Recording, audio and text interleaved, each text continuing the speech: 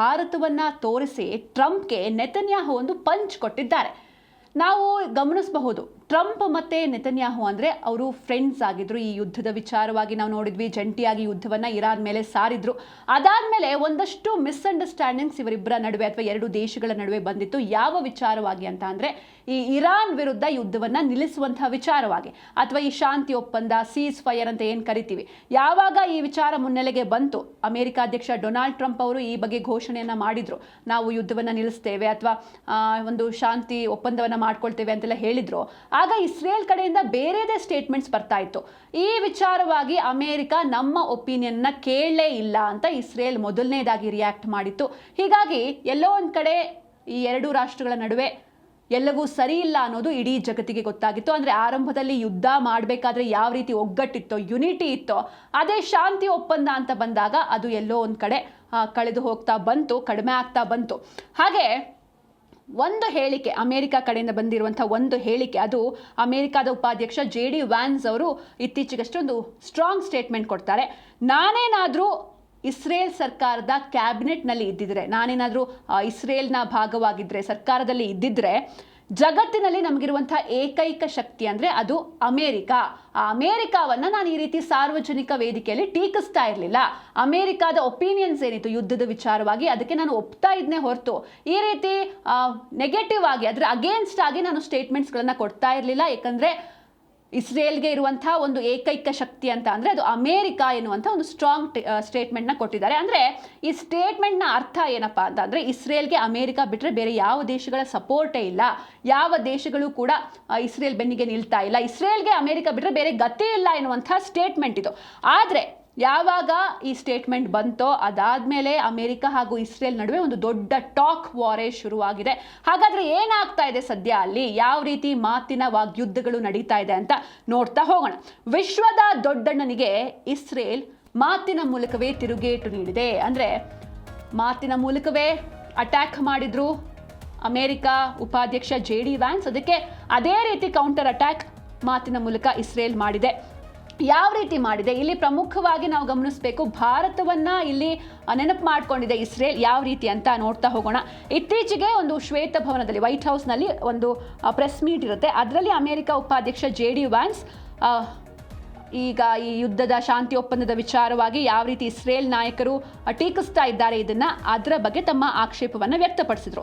ನಾನೇನಾದರೂ ಇಸ್ರೇಲ್ ಸರ್ಕಾರದ ಅಥವಾ ಕ್ಯಾಬಿನೆಟ್ನ ಮಿನಿಸ್ಟರ್ ಆಗಿದ್ರೆ ಇಡೀ ಜಗತ್ತಿನಲ್ಲಿ ನನಗೆ ಉಳಿದಿರುವಂಥ ಏಕೈಕ ಶಕ್ತಿಶಾಲಿ ಮಿತ್ರ ರಾಷ್ಟ್ರವಾದ ಅಮೆರಿಕವನ್ನು ಹೀಗೆ ಪಬ್ಲಿಕ್ ಆಗಿ ಟೀಕಿಸ್ತಾ ಇರಲಿಲ್ಲ ಅಂತ ವ್ಯಾನ್ಸ್ ಒಂದು ಇಸ್ರೇಲ್ಗೆ ಒಂದು ಎಚ್ಚರಿಕೆಯನ್ನು ನೀಡಿದರು.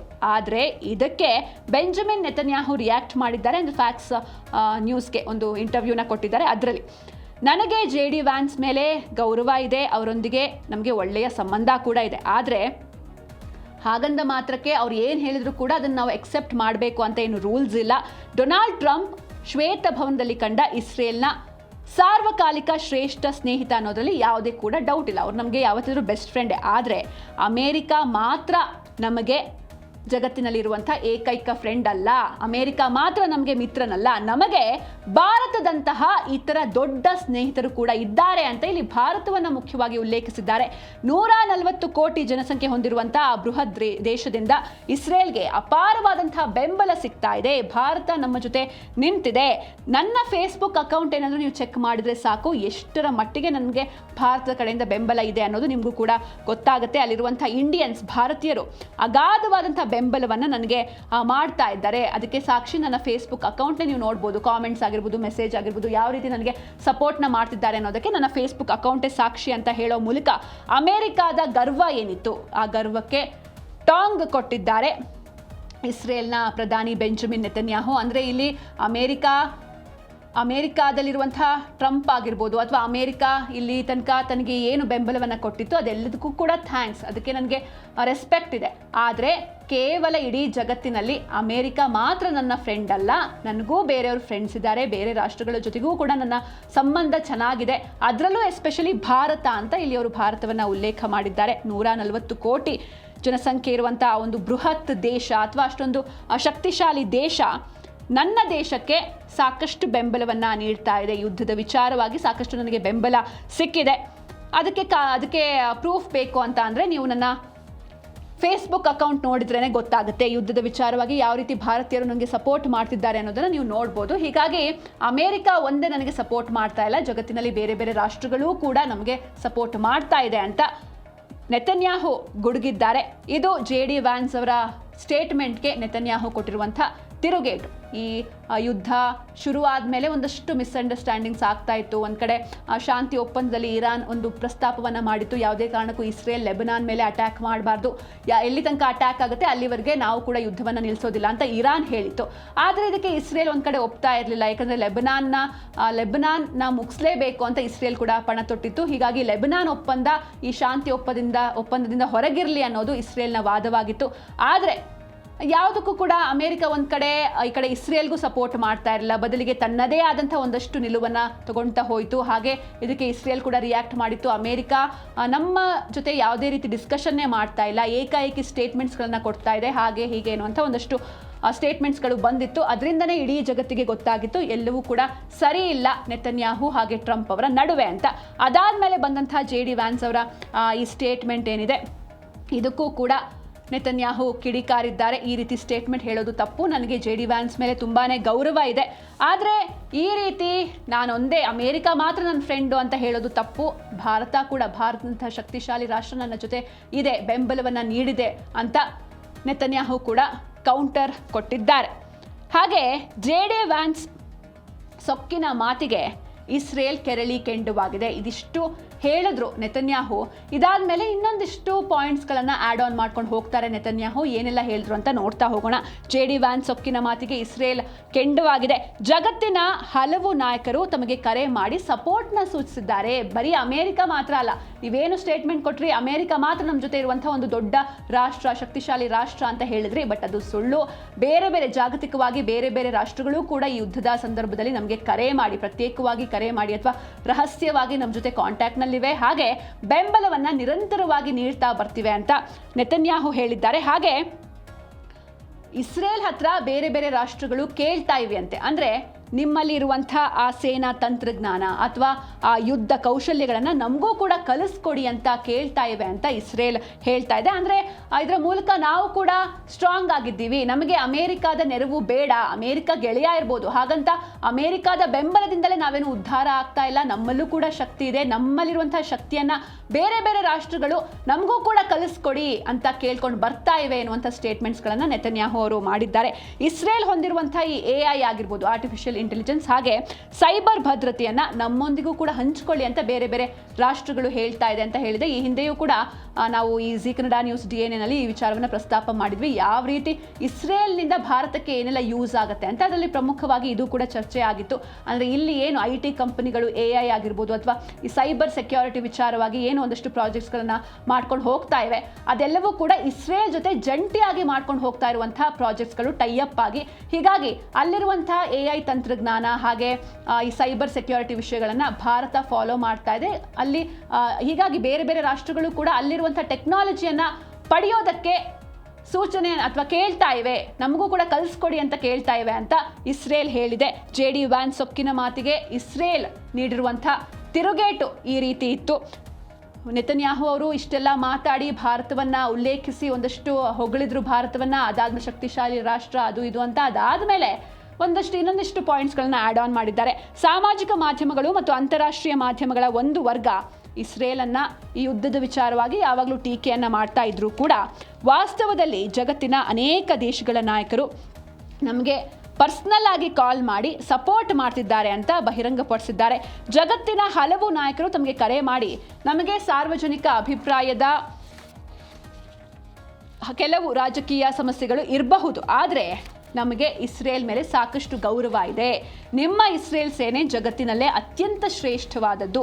ನಾವಿಲ್ಲಿ ಗಮನಿಸಬಹುದು, ಇಸ್ರೇಲ್ನಿಂದಲೇ ನಾವು ಬಹುತೇಕ ಈ ಶಸ್ತ್ರಾಸ್ತ್ರಗಳು, ಈ ರಕ್ಷಣಾ ವ್ಯವಸ್ಥೆಗಳಿಗೆ ಬೇಕಾಗಿರುವಂಥ ವೆಪನ್ಸ್ಗಳನ್ನೆಲ್ಲ ನಾವು ಭಾರತ ಕೂಡ ಇಸ್ರೇಲ್ನಿಂದನೇ ಇಂಪೋರ್ಟ್ ಮಾಡ್ಕೊಳ್ಳುತ್ತೆ. ಹಾಗೆ ಇಸ್ರೇಲ್ನಲ್ಲಿರುವಂಥ ಸೇನಾ ತಂತ್ರಜ್ಞಾನ, ಯುದ್ಧ ಕೌಶಲ್ಯಗಳನ್ನು ಎಕ್ಸ್ಪರ್ಟ್ಸ್ ಇದ್ದಾರೆ, ಆ ಎಕ್ಸ್ಪರ್ಟೀಸ್ಗಳನ್ನೆಲ್ಲ ನಮಗೂ ಕೂಡ ಕಲಿಸ್ಕೊಡಿ ಅಂತ ಬೇರೆ ಬೇರೆ ರಾಷ್ಟ್ರಗಳು ಕೇಳ್ತಾ ಇದೆ. ಹಾಗೆ ಇಸ್ರೇಲ್ ಹೊಂದಿರುವಂತಹ ಕೃತಕ ಬುದ್ಧಿಮತ್ತೆ ಮತ್ತು ಸೈಬರ್ ಭದ್ರತೆಯ ಪರಿಣಿತಿಯನ್ನು ನಮ್ಮೊಂದಿಗೆ ಹಂಚಿಕೊಳ್ಳಿ ಅಂತ ಒಪ್ಪಂದಗಳಿಗೆ ಮುಂದೆ ಬರ್ತಿದ್ದಾರೆ ಅಂತ ನೆತನ್ಯಾಹು ಹೆಮ್ಮೆಯಿಂದ ಹೇಳಿದ್ದಾರೆ. ಅಂದರೆ ಇದರ ಮೂಲಕ ನಮ್ಮ ದೇಶನೂ ಯಾವುದೇ ರೀತಿ ಕಮ್ಮಿ ಇಲ್ಲ, ಅಮೆರಿಕ ಮುಂದೆ ನಾವೇನು ಸಣ್ಣವರಲ್ಲ ಅನ್ನೋದನ್ನು ಮತ್ತೊಮ್ಮೆ ಪ್ರೂವ್ ಮಾಡಿದ್ದಾರೆ.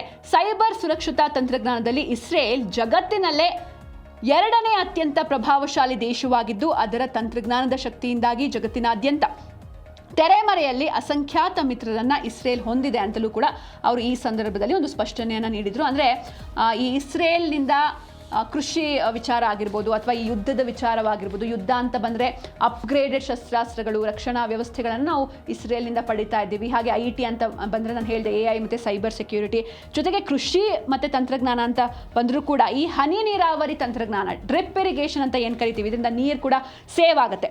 ಭಾರತದ ಕೃಷಿ ವಲಯದಲ್ಲಿ ಇಸ್ರೇಲ್ನ ಹನಿ ನೀರಾವರಿ, ಡ್ರಿಪ್ ಇರಿಗೇಷನ್ ಮತ್ತು ಕನಿಷ್ಠ ನೀರಿನಲ್ಲಿ ಗರಿಷ್ಠ ಇಳುವರಿ ಪಡೆಯುವಂಥ ತಂತ್ರಜ್ಞಾನವನ್ನು ನಾವು ವ್ಯಾಪಕವಾಗಿ ಬಳಸ್ತೀವಿ. ಇದು ಮೂಲತಃ ಇಸ್ರೇಲ್ನ ತಂತ್ರಜ್ಞಾನ. ಇದರ ಜೊತೆಗೆ ಭಾರತದ ಹಲವು ರಾಜ್ಯಗಳಲ್ಲಿ ಇಸ್ರೇಲ್ ಮಾದರಿ ಕೃಷಿ ಕೇಂದ್ರಗಳನ್ನು ಕೂಡ ಸ್ಥಾಪಿಸಲಾಗಿದೆ. ಜೊತೆಗೆ ಸ್ಟಾರ್ಟಪ್ ಸಹಯೋಗ, ಅಂದರೆ ಇಸ್ರೇಲ್ನ ಸ್ಟಾರ್ಟಪ್ ನೇಷನ್ ಅಂತಲೇ ಹೇಳಲಾಗುತ್ತೆ. ಹೀಗಾಗಿ ಭಾರತ ಸಾಫ್ಟ್ವೇರ್ ಶಕ್ತಿ ಆಗಿರ್ಬೋದು, ಇಸ್ರೇಲ್ನ ತಂತ್ರಜ್ಞಾನದ ಹೊಸ ಹೊಸ ವಿಷಯಗಳೇನಿದೆ ಅದು ಸೈಬರ್ ಸೆಕ್ಯೂರಿಟಿ ಹಾಗೆ AI ಕ್ಷೇತ್ರಗಳಲ್ಲಿ ಭಾರತ ಹಾಗೂ ಇಸ್ರೇಲ್ ಜಂಟಿಯಾಗಿ ಕೆಲಸವನ್ನು ಮಾಡ್ತಾ ಇದೆ. ಹೀಗಾಗಿ ಇಸ್ರೇಲ್ ತನ್ನನ್ನು ತಾನು ಪ್ರೂವ್ ಮಾಡ್ಕೊಳ್ಬೇಕಿತ್ತು, ಅದನ್ನು ಅದು ಹೆಮ್ಮೆಯಿಂದ ಇಸ್ರೇಲ್ ಮಾಡ್ಕೊಂಡಿದೆ ಅಂತ ಹೇಳ್ಬೋದು.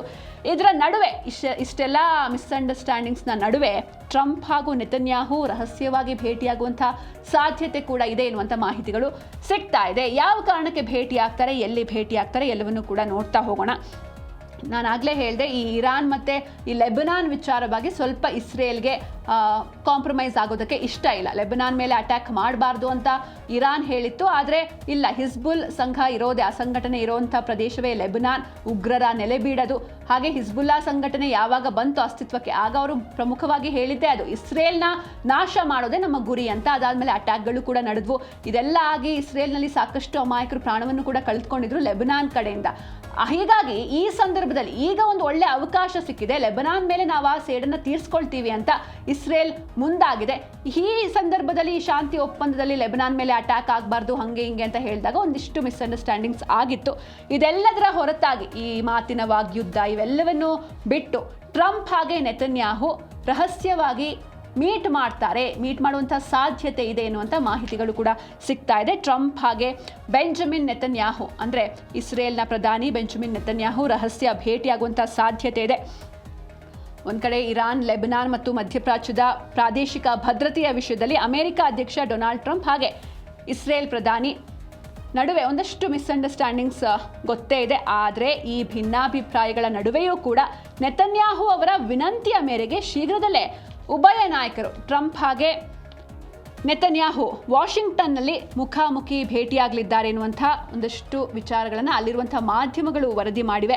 ನ್ಯಾಟೋ ಶೃಂಗಸಭೆಯಲ್ಲಿ ಸ್ವಲ್ಪ ಟ್ರಂಪ್ ಬ್ಯುಸಿಯಾಗಿದ್ದಾರೆ. ಅದನ್ನು ಮುಗಿಸಿ ಟ್ರಂಪ್ ವಾಪಸ್ ಬಂದ ಮೇಲೆ ಈ ಉನ್ನತ ಮಟ್ಟದ ಸಭೆ ನಡೆಯುತ್ತೆ. ಮುಂಬರುವಂಥ ಅಕ್ಟೋಬರ್ನಲ್ಲಿ ಇಸ್ರೇಲ್ನಲ್ಲಿ ಸಾರ್ವತ್ರಿಕ ಎಲೆಕ್ಷನ್ಗಳು ಇರುತ್ತೆ. ಈ ಹಿನ್ನೆಲೆಯಲ್ಲಿ ಈ ರಾಜತಾಂತ್ರಿಕ ಭೇಟಿ ಏನಿದೆ ಜಾಗತಿಕ ರಾಜಕಾರಣದಲ್ಲಿ ಭಾರಿ ಪ್ರಾಮುಖ್ಯತೆಯನ್ನು ಪಡೆದುಕೊಳ್ತಾ ಇದೆ. ಉಭಯ ನಾಯಕರು ಕೂಡ ವಾಷಿಂಗ್ಟನ್ನಲ್ಲಿ ಮುಖಾಮುಖಿಯಾಗಿ ಚರ್ಚೆ ಮಾಡುವಂಥ ಎಲ್ಲ ಸಾಧ್ಯತೆ ಇದೆ. ನ್ಯಾಟೋ ಶೃಂಗಸಭೆಯಲ್ಲಿ ಟ್ರಂಪ್ ಇದ್ದಾರೆ, ಅದರಿಂದ ವಾಪಸ್ ಬಂದ ಮೇಲೆ ಈ ಒಂದು ಉನ್ನತ ಮಟ್ಟದ ಮೀಟಿಂಗ್ ಆಗ್ಬೋದು. ಇಸ್ರೇಲ್ನಲ್ಲಿ ಏನು ಎಲೆಕ್ಷನ್ಸ್ ನಡೆಯುತ್ತೆ, ಈ ರೀತಿ ಮಿಸ್ಅಂಡರ್ಸ್ಟ್ಯಾಂಡಿಂಗ್ಸ್ ಇದ್ದರೆ ಅದು ಎಲೆಕ್ಷನ್ ಮೇಲೆಯೂ ಕೂಡ ಪ್ರಭಾವ ಬೀರುವಂಥ ಸಾಧ್ಯತೆ ಇದೆ. ಹೀಗಾಗಿ ಈ ಹಿನ್ನೆಲೆಯಲ್ಲಿ ಒಗ್ಗಟ್ಟು ಪ್ರದರ್ಶನ ಮಾಡೋದಕ್ಕೆ ನೆತನ್ಯಾಹು ಹಾಗೆ ಟ್ರಂಪ್ ಮುಂದಾಗಿದ್ದಾರೆ.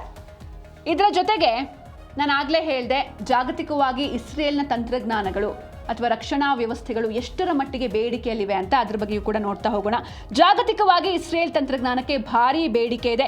ಸೈಬರ್ ತಂತ್ರಜ್ಞಾನದಲ್ಲಿ ಇಸ್ರೇಲ್ ವಿಶ್ವದಲ್ಲೇ 2ನೇ ಸ್ಥಾನ. ಈ ಸೈಬರ್ ಸೆಕ್ಯೂರಿಟಿ ಈ ವಿಚಾರವಾಗಿ ಇದನ್ನು ಭಾರತ ಕೂಡ ಅಡಾಪ್ಟ್ ಮಾಡ್ಕೊಳ್ತಾ ಇದೆ.